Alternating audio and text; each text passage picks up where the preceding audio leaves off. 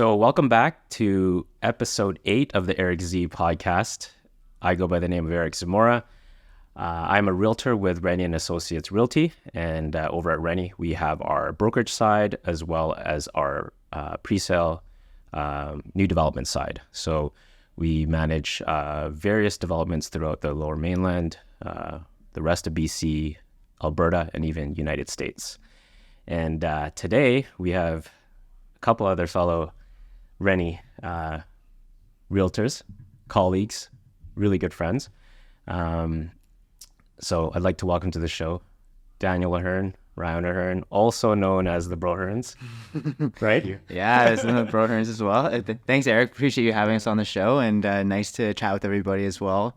And we're very excited to just have a conversation today, and got some great coffee. Yes. Eric made some amazing coffee. Very good coffee. That was a process that I've learned a lot over now. I think I remember maybe 20% of what you did, but it tastes amazing. Hey, that's same goes for me. So just wanted to welcome you both. We've done some really great chats before, so so glad to have both of you back. But we never really got to talk about, the two of you early days. So, really going back before real estate and what the both of you were up to. I know a little bit about it, but what were you doing in your personal life, your professional life? Who are the Bro Hearns, truly? You want me to start? You start, yeah. Well, I was in the hospitality industry. That's kind of what I thought I was, going to do. And I think, honestly, I still really have a soft spot for that industry. I really love the aspect of service and helping people and serving them. So I was doing my education hospitality, ended up working at a hotel for a number of years. Originally, when I started working there, I got my foot in the door in the food and beverage side of things, and I thought, hey, I'll transition over to front desk and operations. But after kind of working in the industry for a little bit, I felt, wow, these hours are pretty tough. I mean, you're working when everyone's off, and you're off when everyone's working. And I just kind of thought, well, maybe I could try something different, and was always kind of inspired by watching my parents growing up who were in the industry, specifically in property management. And so kind of just decided to, start the process of getting my license without a clear idea of if that was something I was actually going to pursue as a career. I knew there was an interest there just from the investment side of things. At the same time, I was getting involved with, buying stocks and looking into equity, trading, and I was very new to it. But I saw real estate as a, an asset that could work as well, and as a financial asset. And so I thought might as well just learn a bit more about it. So Right on. yeah. Were you in hospitality, right? No, so I was in, I taught swimming as a lifeguard. So that was my past life for about 6 years. See, I would never have known. No, yeah. So we got my lifeguarding done at grade 12, and then worked as a lifeguard for the summers during university. And then I moved to Toronto to do an internship with Porsche Canada for marketing for 8 months. And being in, it's a really cool company to work for. But then I guess I got a bit of taste of the corporate life. And really great company, but I just realized, reading some books on especially Rich Dad, Poor Dad, kind of started thinking a bit more about real estate. And from there, Daniel coincidentally called me up, said he's taking his license. I decided to make the plunge. So here we are now. Right. Yeah. So the both of you pretty much grew up in a real estate family. Yeah, it sounds like, because even before property management, your parents were both real estate agents. Yeah. So were you always going to open houses? No, No, not was too it? much actually. Fortunately, they didn't drag us to the open house. No, they drag us. We drove by a lot of properties suspiciously. Okay. Just, and whenever we go on vacations, you look at some properties and you don't really understand No, why. that's true. We got dragged into some stuff like in Hawaii or whatnot. Here and there, yeah. But no, they kind of transitioned out of being brokers pretty early on just because of the stability factor. Okay. I think the market, as probably the late 90s, our dad decided to go into management because the market was kind of up and down. So he transitioned to strata management because that is one of the most in-demand things that doesn't really go through recessions. So Right. from basically most of our life was the property management. So we didn't really get too much of the broker Sort of exposure. exposure. Yeah. But property management, different business. I think we decided this seemed not as exciting as brokering, and a lot of angry phone calls. You don't really get happy phone calls as a manager, which can be a little bit sad because no one really thanks you that the roof's not leaking anymore. They just call you when the roof's leaking, and it's a lot of like kind of angry phone calls it can be. So I think we felt the sales side was a little more exciting. People are in a better mood usually when they're buying a house and they're excited. So that's kind of our reasoning for going this way instead of the management. Right. Just a better fit for your sort of how your personalities and whatnot. I mean, they asked us, hey, is there any interest in, getting involved with the company? Oh, right. Was that a conversation about taking it over? Maybe it was. Yeah. When we were getting our license, they still had the company. So they ended up selling off to partners. Not too long after. But, it was a conversation that we had, and they said, hey, is there interest in, getting serious about getting involved? And I don't know, I think we both kind of talked about it, and it just wasn't really... It was a little too early for us at the time, yeah. I think that can be the case if you grow up in a business family. There might be some opportunity there, but you also want it to be a fit for yourself as a person. And I think the season was a little too early. Maybe now if that was an offer, we'd consider it a little more seriously. But at the time, it just was a little too premature. It just wasn't really a fit for where we were in our life stage at that point. Yeah. So I guess with, a lot of... And there's no pressure, which is great. Like sometimes that could come with pressure when you have a family that has a business and you feel like there's an obligation. But our parents are really good about that. They never made us feel like this is something we had to do. Yeah. And they were very happy that we decided to kind of do our own path. Yeah. And support along the way. Yeah. So I think they really respected that as well. So that was, I think, quite nice. Yeah, and keep in mind, a lot of people they got into it for the stability side of things, but we were like in our early mid-20s when we were getting licensed, and it's not really something. Stability's not important. Stability was important. If there was time to not be stable, it's then. Yeah, definitely. Yeah, I know what you mean. Like even if that property management business was for you, like let's just say it was a good match, sometimes the timing of when it comes along may not even be sort of fitting of where you're at and where your mindsets are at, right? Yeah, timing's super important with anything. Yeah. And also, frankly, I think there's a lot more money in sales compared to property management. I think that it is more stable, but I mean, I remember I was looking into, hey, what can a property manager make versus a salesperson? And it's, a good salesperson can make, substantially more. So that was obviously a big influence too, I think. Right. Do you bring your kids to open houses? Actually, you know what? It's funny. It's funny that why I even asked that question, because I've never done that either. Like it hasn't happened, and I mean, I like. They would probably love it though. They would probably wouldn't understand. Yeah, just be running around. They're getting a better understanding about like what a showing is, and, right? They have to. And why am I why are you doing that, Dad? Like okay. what happens at a showing? So they're definitely learning that, but yeah. But now I thought about that question after I asked it, and I was like, well, would you guys even have tagged along anyways? You'd probably sit in the car or somewhere. Yeah. So one question I wanted to ask was, how did the Bro Hearns sort of brand come to fruition? There's a lot of rumors out there, and I wanted to debunk that myth today. Apparently, another legend at our company, Phil Chang, came up with that name for you. Is that true? Yeah, it's true. I just saw the Christmas party last week. Yeah. Is so yeah, I know it is true. Yeah. So I was just working at the bullpen at the computer, and it's just after 5:00. Everyone's kind of going through the door saying bye and just kind of waving. And then Phil puts his coffee into the dishwasher, is leaving through, and he just says, "Have a good weekend. See you later, Bro Hearn." And he's walked away. And I was just sitting there like, that was genius. Like, I need to tell Daniel now.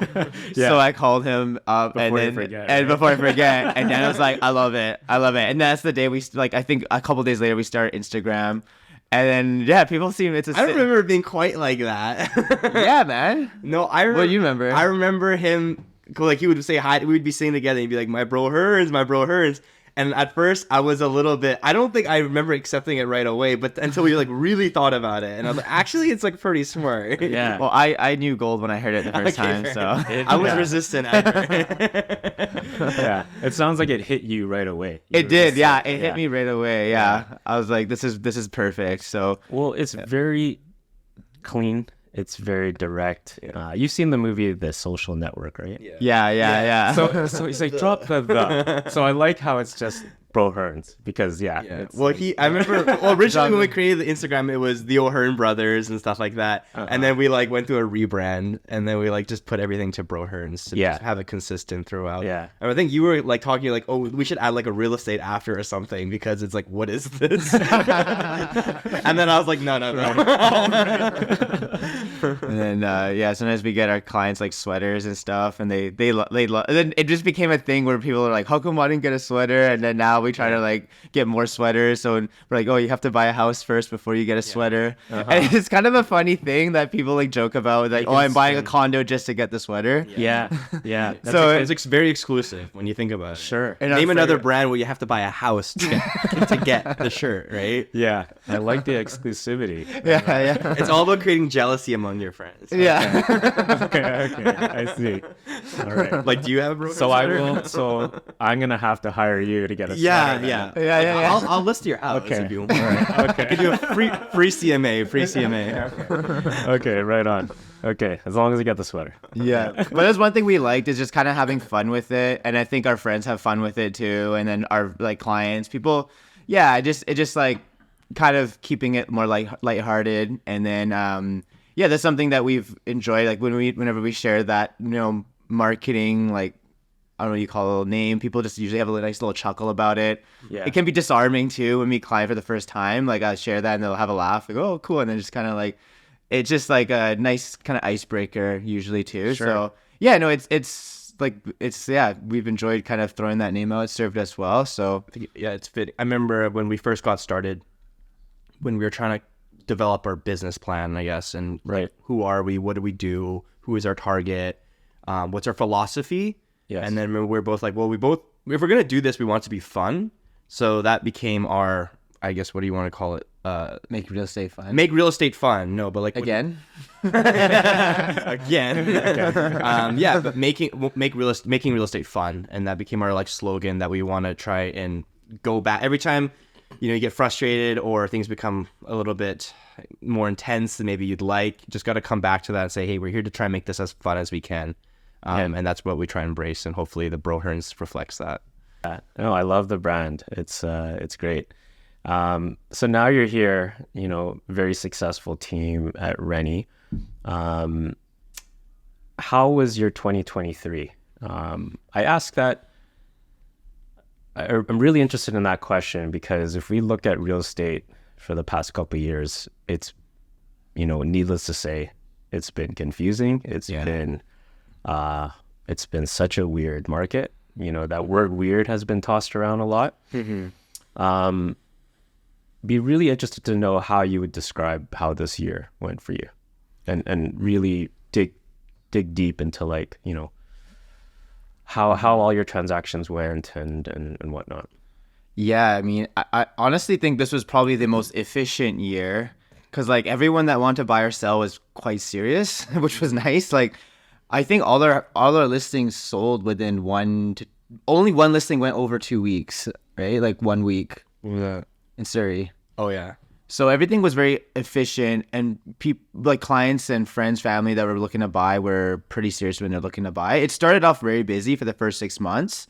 And we actually hired a virtual assistant as well, which she's been amazing. Oh, nice. And that was great to have her kind of help with admin work as we're kind of trying to build. Okay. Also we're wanting to travel as well. So that was nice to have some support when one of us is gone. We have, my brother or myself plus an assistant to help together. Okay. Because before, when one of us leaves, it's super overwhelming. And to be honest, it still was a little overwhelming when one of us left. So I think hopefully as we're all kind of growing together as a team, that those systems will get better. I think I think one thing on the personal note is when I was told Dana when I turned 30, I wanted to go away for a full year. That was always a dream of mine when I was like in my 20s. And like it's a bit tough to probably go away for a year realistically now.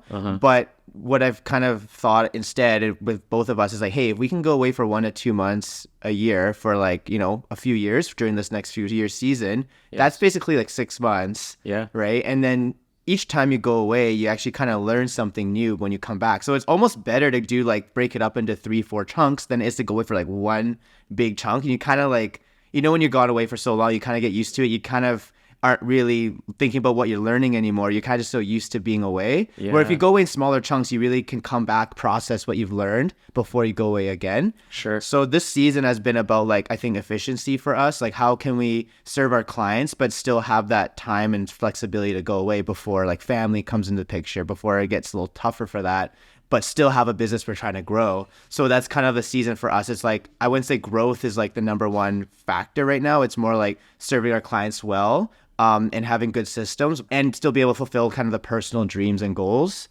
To just, for me personally, that's been travel for all my 20s. And I kind of don't want to like forget that either. Right. So yeah, that's kind of a personal note thing. I know what you mean about the, you know, when you said chunks, because like, when I listen to a lot of podcasts, I notice a reoccurring theme where a lot of entrepreneurs will talk about how they'll do a short trip every quarter.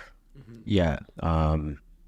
Just as a bit of a reset, right? And it breaks it up so that you can really recharge, come back refreshed, maybe a fresher mind, and kind of go at it again. So yeah. I see what you mean. Whereas like if it was just continuous, but I mean a 1 year trip, that's pretty cool. Yeah. You're doing that for the purpose of really detaching and, you know, doing something. Going to a deeper level. Yeah. Deeper level. Right. Yeah.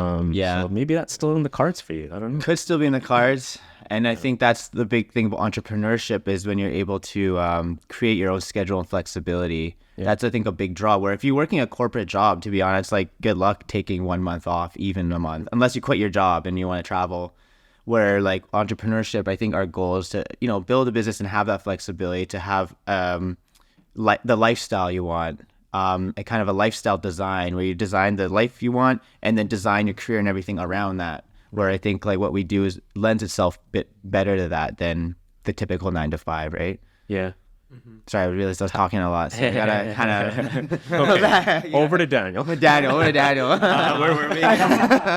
How did you find your year in real estate? Yeah, I think quite simply, 2023 was very unexpected. Yeah, I think coming in from 2022 market was super busy in the very beginning of 2022. It was coming off the tail end of the hot market, and then that's when the rates started going up. And then I remember by like summer of 2022, things were like really slow. And then as we headed into the fall, things were just kind of starting to pick up again. And honestly, thinking back to 2022, it kind of feels like similar to 2023. It's kind of mirroring. And then we were thought, okay, it's pretty slow this winter. We're heading into 2023 now. I don't think it's gonna be that busy. But remember, we got a listing in Burnaby around January. We're solidifying it end of January.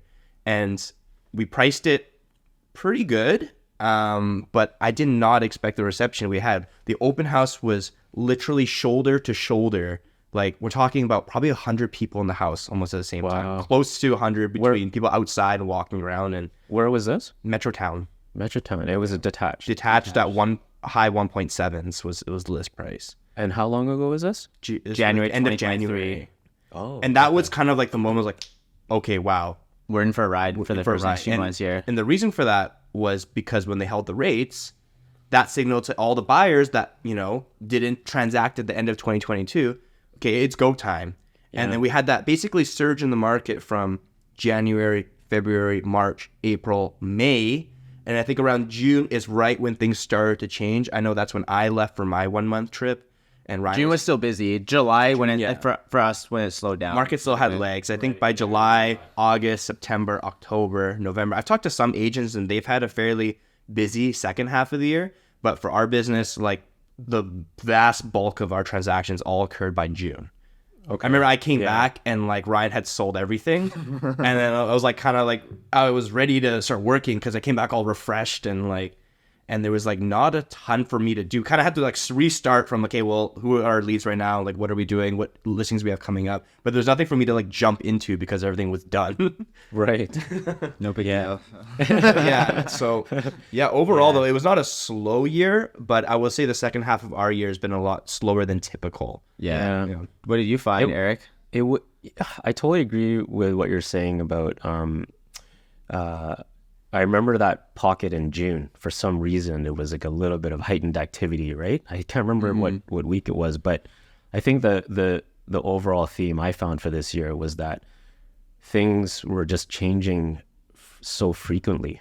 Like I'm talking week to week, right? That it could be different. So it made things even more challenging to sort of plan how you're going to position a list price or how are you going to, strategize on the buying side? For sure. Are you going to be in a bidding war for this property or not? It just was that uncertainty again. Totally. Hate to use that word uncertainty again, but it really was sort of the ongoing sort of sentiment, right?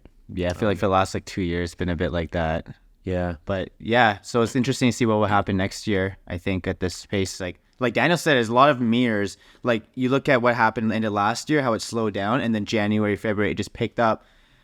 I mean, I think there's a chance that could happen again because they're holding rates. They're talking about rate cuts next March.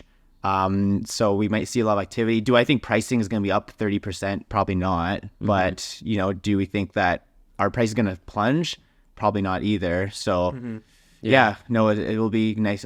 We'll see what happens. Prices holding steady but volume picking up because the sales numbers have been so down that they can only be that down for so long, right? Then we just have all this pent up demand. Yeah. And then the second they start hinting at rate cuts, I personally feel like it's going to be like how it was in the earlier half of this year when they held the rate steady. As soon as that buyer confidence comes back, people just say like, honestly, I don't want to wait any longer. Yeah. But like that listing we got less, like when it was busy, it didn't sell a ton over asking price. It was about asking price. We got 9 offers. We got 9 offers and around maybe subject free around maybe just over asking price by a little bit. So that could be a possibility. Again, people just get excited but they're not bidding 200K over ask, but they're coming in at ask with good terms.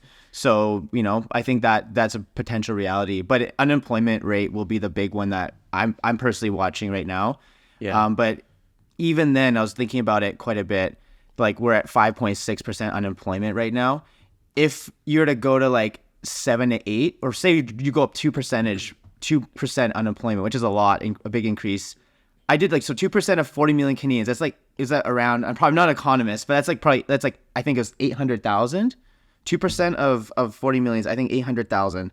So like 800,000 jobs lost. And I don't think we're even close to that, like in terms of layoffs this year. Right. So I'm like, and then even unemployment 7 to 8%, it's not unreasonable. Like I think we've had that for a while. Like in the 80s, it went up to 12% when the market went plunged, right? So to get to that point, I feel like a lot of extreme things would need to happen. So it kind of like, I feel like diffuses the whole crash idea. Maybe we won't go up a lot, but I don't think we're going to crash either. So I don't know. It's just been a lot of thinking. With having more time, you're kind of thinking about what are these potential realities that could play, and you're like, these are the different options. And I think it's not going to be extreme either way. But like I think it might be a fairly flat, stable market for the next, couple years or next year anyway. I don't think couple years, maybe next year. Yeah. But yeah, I mean, it's not looking as bad as we think. Sure. Yeah. The confidence in the stock market too has come back. I mean, like November was like a historic month, right? In terms of the S&P 500 moving up and like all the the Magnificent Seven companies. But that's American though, U.S. right? True, but still, yeah. We might be hit a bit harder here. We're gonna mirror the States pretty close. We will, but I think we got the downside of the mortgage renewals where they do not. Right? That's true. They got the 30, 25, they have 30 longer term. They're just hanging out with their 2% mortgages, where we're like having to renew. So a lot of people can't put money and spend money because they're spending more money on the mortgages. Do I think they're going to default and foreclosures? Probably not, because Canadians are pretty good. But are we going to have less money to spend on like fun activities and did not just like is it discretionary or non-discretionary? Stuff that you don't need, like they're going to spend less money on those things, which will probably slow the economy down more. Yeah. Where, in the US, I think there's a lot more innovation stuff going on where I think you might not feel that as much. But I don't think our economy is going to tank by any means. But it probably won't grow as quickly as down south. We might be in a bit of like a stagnant / small recession for a while longer. Yeah. But I mean, the first renewals that are going to be coming up next year, most people get 5-year, fixed mortgages. The vast majority, I'd say. Yeah. And these people got their loans in 2019, right? Yeah. So I was trying to think back to it wasn't like sub 1.5% yet, right? They were like around, I would say 2, 3, 4. So there is going to be a big... And they were stress tested back then, too. So there was a spread there. But if rates do kind of start heading down, and let's say they go down 2% over the next 2 years, right? Yeah. By the time the people with the COVID rate start to do their renewals, it's not going to hopefully be as big of a jump there. And I don't think the government wants people, being pushed into a point where they're like, I can't actually afford to do my renewal, right? Yeah. They're going to do everything in their power to make sure that the banks are able to stretch amortization or, make sure that people don't default. Yeah. It seems like there's a lot of that talk going on about preparing for I know that they have some rules coming in with the lending policies too that they're doing. Which rules? It's so OFSI, SI. So I was reading. I can't recall the specifics of it right now, but there's a lot of proposed a lot of proposed legislation on us. A lot of proposed legislation for the lenders to make sure that the Canadian public is like protected, right? And able to refinance it and not lose their homes basically. Yeah, and I think that analysis of like Q2, Q3 rates potentially dropping a bit, it's like that's going to kind of be that precursor to start doing some preparations for 2025 renewals, 2026 renewals, so that there isn't a huge impact of for sure, people not able to hold their properties, right? They're well aware of all the renewals coming up. Yeah. Very well aware, right? Yeah. And I feel like though if there is a rate cut this year, it might just be. I was almost thinking it could be. I think it's more of an emotional rate cut, just to kind of give people a bit of light at the end of the tunnel, kind of thing. Yes. Because if they don't do that, people might really want to save and hoard their money and not spend it because they're like, this could be indefinitely like this for a while. But you give a little rate cut, you give people hope. Oh, rate cuts are coming. Sure. Maybe I can spend a little bit more. So I think it'll keep the economy kind of puttering along. But 25 to 50 basis point cut, was that really going to help people? Like if you actually run the numbers, it's not a huge help, but it's more psychological. It's more psychological. Exactly. Yeah. It's more of a confidence thing. So just keep as high as you can and just lower it enough for people to feel confident to keep spending. But I guess that's the line. They're not spending too much, so that's the line they're threading. Yeah. I guess. Yeah, because if you think about how volatile the monetary policy was surrounding interest rates for the past couple of years, it's natural and rightfully so that someone would wait before buying because they don't know what's going to happen with the rates, right? Yeah. And it's scary, right? Compared to like other years in real estate, like I feel like the last couple of years is a bit of an anomaly in terms of consumer sentiment, right? So now it's like if they see in the media that like, oh, rates are actually coming down, then it's like, oh wow, okay, this is actually adding some certainty to what I was planning to do. Exactly. Now, right? Because then typically it'll just kind of either maybe go down a little bit more or even just stay at that level and not a huge risk of it like ramping up huge again or whatever. Totally. Right? Yeah. No, that'd be interesting to see what happens for sure. And how do you, so given that, so they just held the rate again, right? A couple of days ago. Were you surprised? Were you not surprised? No, I think that was kind of what everyone was kind of expecting that. Yeah. Okay. We would have been surprised if they did anything but that. Yeah. Well, it was interesting because they initially the Q2 was slightly negative GDP, and then when Q3 came out was also slightly negative. So we would have been technically in a recession. But then I don't know if you guys heard about this. They revised Q2 GDP results. So now when they revise it, they actually saw a GDP growth in Q2. And so instead of having two slightly negative quarters, they had one positive quarter, and then the most recent one was more negative. Right. So it's kind of like more of a drop down. So this adjust what was included? I'm not sure what happens or why they adjust. Maybe they recalculated I guess things they have to recalculate and the time plays out and they have to go back. But so now we're technically not in a recession anymore because we only had 1 quarter of negative GDP, but 2. And I mean, so we're probably still going that direction, but I guess when they see that negative GDP number at I think negative 1 point something percent, they don't want to increase the rates more. And I don't think that obviously they're not doing that because that's going to slow things down further. So even if they stayed as they were, it's going to keep slowing things down. So I think right now, like all of us are feeling the sentiment that they should probably cut a little bit to give people a little something for hope.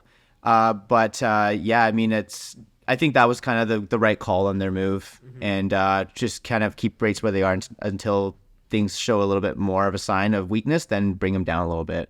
So with the interest rates, the other theme for 2023 is lots of policy changes, right? Yeah. Don't want to be like nerding out too much here, but I think these are all really important topics to really talk about, and I wanted to see your take on, the major ones I can think of off the top of my head were at the beginning of the year. We had the prohibition of buying by non-Canadians. There was the 3-day rescissionary period introduction at that time. There was all this stuff coming out around the same time. Now they're doing a proposal about banning short-term rentals. Disclosure of multiple offers too. Disclosure of multiple offers. Multiplexes coming in. Yeah, multiplexes. So much. It's like a lot, yeah. There was a lot to take in. Yeah. But I wanted to see what you thought about, those policy changes in the beginning. Like, did you find there was any impact from that? Would you define it as achieving the goals that it was trying to achieve, or was it just the fact that we were in such a volatile interest rate environment that sort of dictated our market already and how things went? What's your take on that? Probably what you've just said there, the latter. So I think that, we have to actually look at each one case by case to really like talk about it, deeply. Like a lot of these things, they've just started the policy now, so we haven't really got to see if it's really going to have the effect it was intended to. But a lot of the like consumer protection stuff, I don't think it's really going to do much. Like the 3-day rescission, for example, I think a little bit too late on when they implemented that. Had that been implemented in 2021 or 2022, maybe would have seen some people use that. But the reality is, it's no one wants to pay a fee. So if you're uncertain about the contract, you're probably just going to use a condition to get out of it, right? To begin with. Yeah. The only people who were writing subject fee were people who were very certain they wanted the property to begin with. Yeah. So that one was a little bit too late. Sure, I agree with that. And then the other one was the ban of foreign buyers. Yeah. That was never going to have a big difference, at least here in British Columbia. In fact, if you actually look at the price growth, so from the second they started that policy, prices went up, as mentioned earlier. Yeah. Right? Like in January, that's when things started to pick up. January 1st, that's when they started the policy. Prices went up for like 7 months consecutively, month over month. Yeah. So if anything, if you look at the numbers, it's had the opposite effect. Yeah. And that goes to show you it didn't have really much of an effect to begin with. And, in BC, we have a 20% tax on real estate. Transfer tax. For anyone that doesn't have status here. So the reality is everyone buying here was either permanent resident or citizen. And I thought, okay, maybe that's just a BC thing because not every province has, these crazy taxes in place, right? But I actually looked across all the provinces and the story was more like, maybe not, it was all pretty similar though, right? Like it's not like pricing went down or stayed flat for any other province during that 7-month period from January to July, right? And then when prices start to taper off, everything kind of follows suit. So did a foreign buyer ban have any difference? No, right. I think it's just for appearances and, Sure. political, Yeah. What do you think, Ryan? Dan touched on 2 there. I think the rest of them haven't really been fully seen in terms of the full desired effect. What I do find exciting is I do personally like the multiplex idea that they are putting through. I think it does create a lot of opportunity for smaller builders to come in. Mind you, the numbers need to work, right? Which is the downside and problem with it, is a lot of builders are having issues pricing these out, having the numbers work where, you're not going to build for free end of the day. You want to cover the risk with some profit. But do I think that this could have an effect in the next 5 years? I think absolutely. Once you start revising maybe some pricing, because the cities are asking for perhaps a little too much money in terms of a kickback to the city to build with the density that you need to make money. Yeah. The numbers, it's tough to make the numbers make sense. So I think once they can kind of sort it out, it's going to just take some builders to crack a formula of what works: size of lot, number of units, area. And I think we'll start seeing these multiplexes being built. And, it could be the Vancouver special of our generation if it's done well and done right. And the permitting process is shorter. It saves money for builders. And this is an area that Dan and I are looking into extensively right now, just to see what could work and what possibilities do lie there, because it is quite exciting. So, I mean, whether you like the current government or not, I think we do respect that they're swinging for the fences with a lot of policy changes. They're definitely trying to shake some trees right now. Yeah. And agree with some, don't agree with others. I guess that is what government, never gonna agree with everything they're doing. But yeah, like some of these policies I think are great, and I think it's amazing to see that governments are tackling the supply side of the equation. Instead of, for so many years, it's just been all about the demand, just tampering demand through taxes. At least now they're opening up the supply side, but now it's going to be, okay, you open up the supply, but it still needs to make financial sense for people to build. So perhaps it's a lowering of the taxes, or perhaps there's some kind of grants that can be provided to build, to give some assurance to builders. But I think they're moving in the right direction with the whole multiplex idea, and give it some time. It should show. So just for our listeners, what was this major change with multiplex? What was that entailed? Well, basically, they're putting a sort of a blanket policy on all the zoning. For any of the single family zoning, it's all being changed into a new zone, which would allow them to get more density on the lot. So allowing them to put more livable square footage area on from standard lots to larger lots. And it allows you to put up to, in some cases, 6 units on a single lot for larger ones. A lot of them are probably going to get closer to like 4 or 5 units. And basically you can build sort of like a mini apartment complex on a normal single family lot. And that the idea is to kind of build the housing for the missing middle, and densify some of the single family neighborhoods to, just have more families per lot.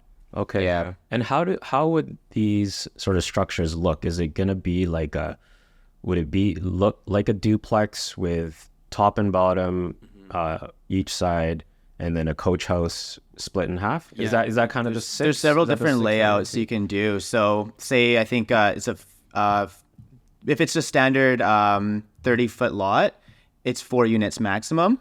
If it's a 50-foot lot, I believe you go 6 units. But the way you stagger it is there's a lot of options. You can either do a courtyard design with 4 in the front, 2 in the back. You can actually stack all 6 in the front. There's different options that you can play with, which is what's great. Depending on the lot, if it's straight lines, you got more options. If it's got a bit of a taper, then you got to kind of keep it to the front where it's wider. If it's a larger lot as well, and pure rental, you can do up to 8 units. But then I think the problem with it is that a lot of the cities, again, they're requiring to hit higher density. They basically want between $50,000 to $250,000 just kick back to the city in terms of taxes. I guess, obviously there's a bit more people, there's more taxes need to be paid to service these homes because there's more people living on the lot. But it just still doesn't make sense for builders to pay, because it cuts into their profit and their basic bottom line, right? Also, there's bigger requirements for a lot of sometimes the parking. I think they got to alleviate some of the parking requirements. Also, the kickback to the city is a little too high. And you could start making these make sense financially. But I think New Zealand had in Auckland, there's a good example of what they're doing. That program has done quite well. But a lot of these cities that have implemented this into the US haven't really taken off just because the fees and the costs are still too high. Right. In Victoria and other parts of Canada, it's been a bit of a struggle to get these going. So it's going to take a couple people to sit down and probably figure this out before it really becomes a viable option. Yeah. What I've been hearing too is, like, had this policy been implemented like 10, 15 years ago, I think it'd be have a much bigger impact, at least right off the hop. Yeah. Whereas now I think this might take more time, but the cost of acquiring the land is just so expensive now as a line item in, your pro forma when you're evaluating this as a development opportunity, that in most cases just doesn't make sense. But like Ryan was saying, I think it will make sense over time, and you can't look at this and be like, oh, it's a failure right off the bat, because how often in our lifetimes do we get big policy changes like this?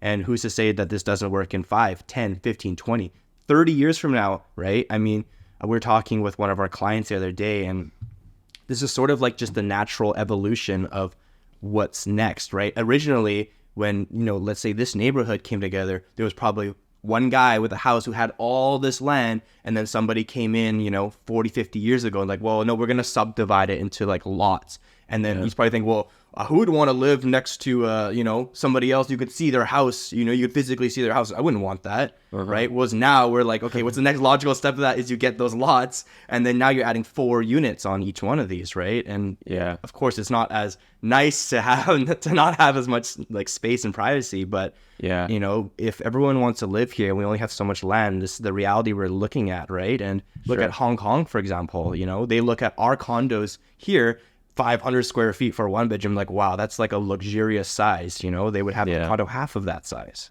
Yeah, I mean, I like how you coined that as the Vancouver special of this generation, because that was what they did with the Vancouver special. It was meant to maximize as much as you could possible on that lot, which is the right idea. So I think I agree with you, even though it feels like it's going to take a while to sort of get things going. You can't deny that that this is in the right direction. It is in the right direction. So, and there's a lot of pressure to make this work end of the day. And even back then, you look at Vancouver Special, when they came out, people were complaining about the design. It's too much of the same. They're everywhere. They're massive. And you look at the objections people have about the multiplex. It's exactly the same thing. Right.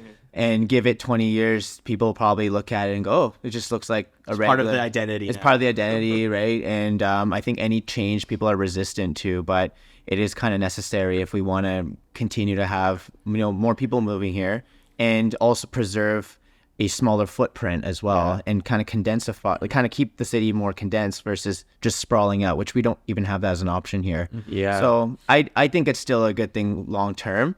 But a lot of people probably would disagree with that as well. But sure. I mean, it puts it in perspective when you look at a zoning map of like Lower Mainland, and it, for the longest time, it's just this big RS1 map, right? And totally. And now this is changing that. Like, this is giving opportunities to go outside that zoning. So totally.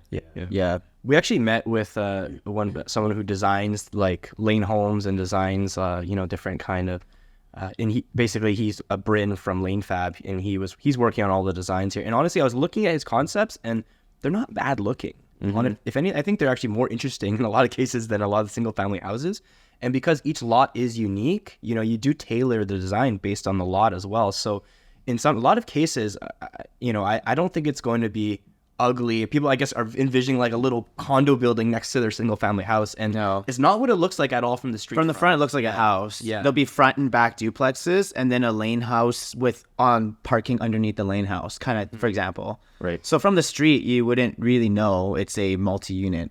The whole idea is that you ideally don't know, right? And it might be a bit taller, it might be a bit wider, but you're not substantially taller, or so right. So I think it's kind of a little bit overblown with people's backlash on it, but fair enough. We'll see though. We will see. I'm curious now, actually, because I think it's 40 foot lot. Anyway, we'll look it up later. I think it's 40 foot it might be 40 foot for 6 units. and then 30-foot for the 4 units. But we'll That sounds, yeah, it had to be wider. wider for the 6. Yeah. Mm-hmm. Yeah.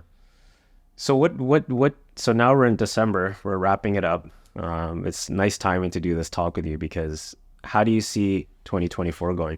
And if you have clients that are asking you like what's going to happen next year, This is on the record, what's right? Yes.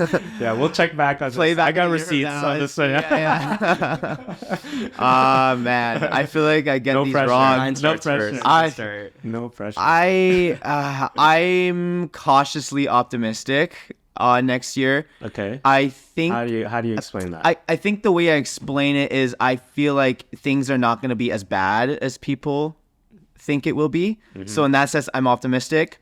I feel like we'll have if we have a decrease, it'll be very minimal.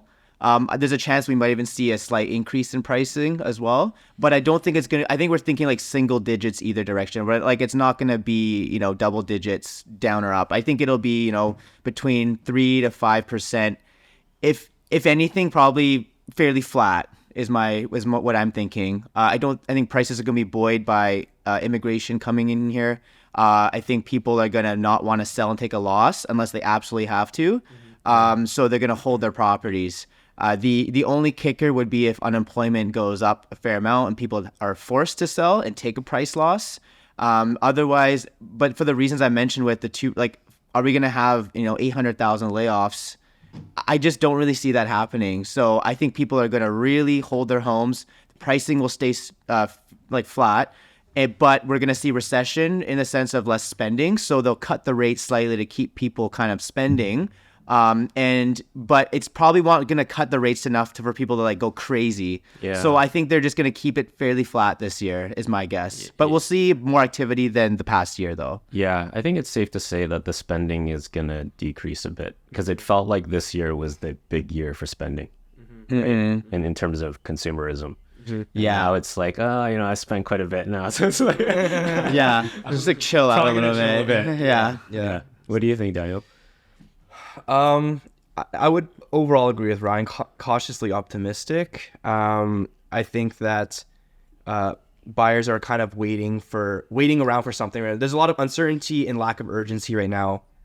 So it's really hard for buyers to make a decision. Yeah. But just like years previous, buyers can only wait so long before not making that move, not buying that house. I think the investment side of things might be a bit more cooler than usual, but just keep in mind there's a lot of people who need to upsize, downsize, sell, buy for whatever reason, right? Just life happens, and you can't put those plans on hold forever. And they're waiting for a signal right now, and if that's going to be in a form of an interest rate cut, then I think it could be very similar to how 2023 shook out. Maybe we'll get a huge upswing in activity again, but it doesn't last throughout the whole year. I don't think it's going to be a completely slow market for the whole year. I think there will be a period of time where things are going to feel like, I don't want to say hot, but maybe. But overall, I think pricing wise, probably looking a bit more on the flatter side next year, just because the economy is not pumping super hard right now. But I think it'll be kind of similar to 2023. Actually, is my overall thoughts. Yeah. Do you think there's going to be an influx of investors back in it in the first half of next year? I feel like it's I feel like there's potentially opportunistic sort of time frame, like at the current rates, I think it's a bit tough to make the numbers work on the investment side of things, unless you're putting in like 35% down payment or 40% down payment and just kind of waiting for the rates to drop down and pulling your money back out. But the pricing hasn't really come down a ton. I think sure, if you're investing on the side of the detached houses, I think prices have come down a little bit more relative to their peak. But a lot of those investors who are buying detached houses as a form of investment, they're like they have tons of cash, right? Yeah. So they're putting in probably over 50-60% down, right? They're really putting it there to more park their money, and they're holding it for years and years and years. So, where we're going to see the more immediate activity is people who are looking at like the condo side of things. And I think on the condo side of things, it's a bit tough to make the numbers work as an investment just yet, unless either rates come down or prices come down further. So if anything, I think the investor crowd might be jumping in later in the year. Yeah. Perhaps we might get a little bit more supply online because of the investors who maybe had these short-term rentals, or people who have rental units where they have to refinance next year and their tenants are in there already and they have to refinance and their payments go up 30%, 40%. That might be the crowd where we might get a little bit more inventory online on the first half of the year because of that. And then maybe if prices do come down, the investors come back in when rates are a little bit lower and there's a little bit more inventory online in the second half of the year. Right. What do you think?